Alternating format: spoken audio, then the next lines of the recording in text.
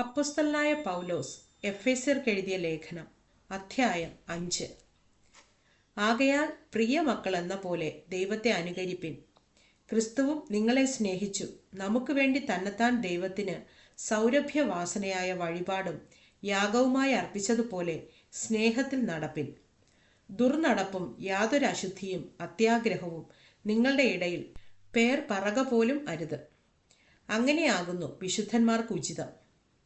ചീത്തത്തരം, പൊട്ടച്ചൊൽ, കളിവാക്ക് ഇങ്ങനെ ചേർച്ചയല്ലാത്തവ ഒന്നും അരുത്. സ്തോത്രമത്രേ വേണ്ടത്.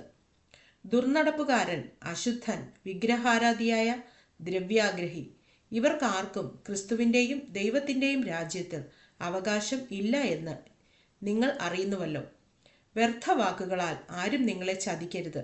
ഈ വക നിമിത്തമല്ലോ ദൈവകോപം അനുസരണം കെട്ടവരുടെ മേൽ വരുന്നു. നിങ്ങൾ അവരുടെ കൂട്ടാളികൾ ആകരുത്. മുമ്പേ നിങ്ങൾ ഇരുളായിരുന്നു, ഇപ്പോഴോ കർത്താവിൽ വെളിച്ചമാകുന്നു.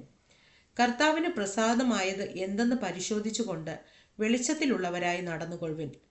സകല സദ്ഗുണവും നീതിയും സത്യവുമല്ലോ വെളിച്ചത്തിന്റെ ഫലം.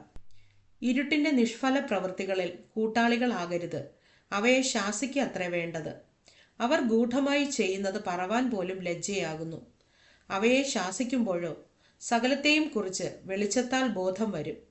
ബോധം വരുന്നതെല്ലാം വെളിച്ചം പോലെ തെളിവല്ലോ. അതുകൊണ്ട് ഉറങ്ങുന്നവനെ, ഉണർന്ന് മരിച്ചവരുടെ ഇടയിൽ നിന്ന് എഴുന്നേൽക്കാം, എന്നാൽ ക്രിസ്തു നിന്റെ മേൽ പ്രകാശിക്കും എന്ന് ചൊല്ലുന്നു. ആകയാൽ സൂക്ഷ്മത്തോടെ അജ്ഞാനികളായിട്ടല്ല ജ്ഞാനികളായിട്ടത്രേ നടപ്പാൻ നോക്കുവിൻ. ഇത് ദുഷ്കാലമാകയാൽ സമയം തക്കത്തിൽ ഉപയോഗിച്ചു കൊള്ളുവിൻ. ബുദ്ധിഹീനരാകാതെ കർത്താവിൻ്റെ ഇഷ്ടം ഇന്നതെന്ന് ഗ്രഹിച്ചു കൊള്ളുവിൻ. വീഞ്ഞു കുടിച്ച് മത്തരാകരുത്, അതിനാൽ ദുർനടപ്പ് ഉണ്ടാകുമല്ലോ.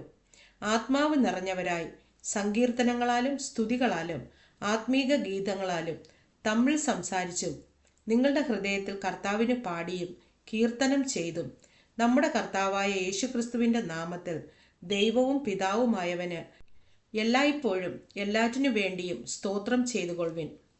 ക്രിസ്തുവിൻ്റെ ഭയത്തിൽ അന്യോന്യം കീഴ്പ്പെട്ടിരിപ്പിൻ. ഭാര്യമാരെ കർത്താവിനെന്ന പോലെ സ്വന്തം ഭർത്താക്കന്മാർക്ക് കീഴടങ്ങുവിൻ.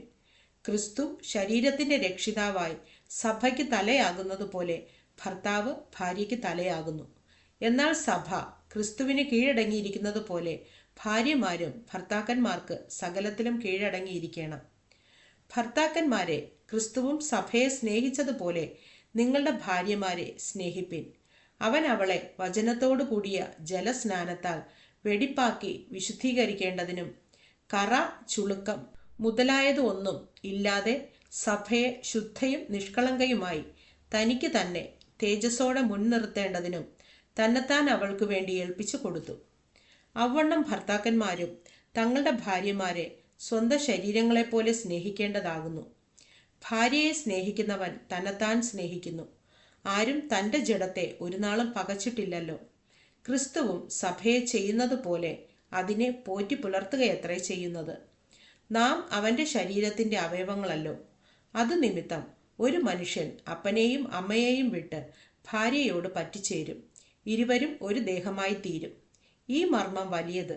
ഞാൻ ക്രിസ്തുവിനെയും സഭയെയും ഉദ്ദേശിച്ചത്രേ പറയുന്നത്. എന്നാൽ നിങ്ങളും അങ്ങനെ തന്നെ. ഓരോരുത്തൻ താൻ്റെ ഭാര്യയെ തന്നെ പോലെ തന്നെ സ്നേഹിക്കണം. ഭാര്യയോ ഭർത്താവിനെ ഭയപ്പെടേണ്ടതാകുന്നു.